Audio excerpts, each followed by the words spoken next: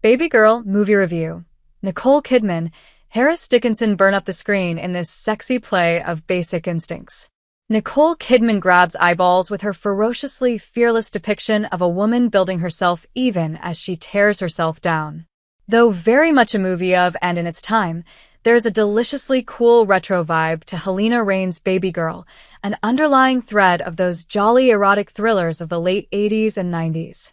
It is no surprise that Reijn has cited directors such as Paul Verhoeven, Basic Instinct, and Adrian Lyne, Fatal Attraction, as inspirations for the film.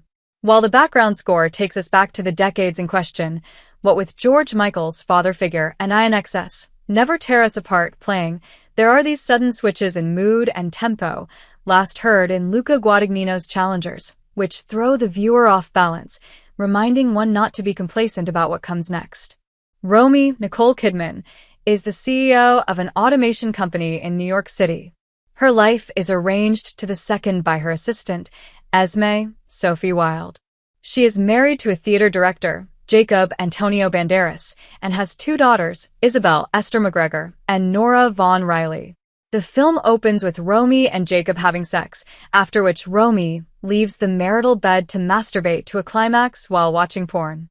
On the street, as she is walking to work, a dog gets loose, and Romi is terrified till a young man calms the dog down.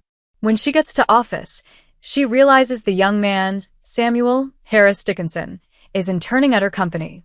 Samuel pursues her, and though Romi tells Samuel it is wrong considering the imbalance of power between them, he tells her, "I think you like to be told what to do."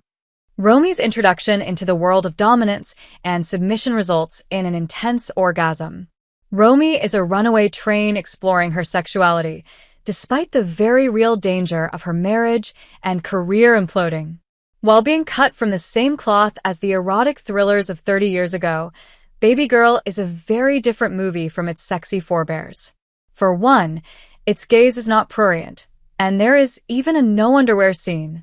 In the beginning, as Kidman began tying those elaborate scarves around her swan-like neck, one could be forgiven for thinking this is another of her white privileged woman in peril roles, but Romi is a beautifully, terrifyingly different beast altogether, at once fragile, forceful, cryptic, and emotionally naked.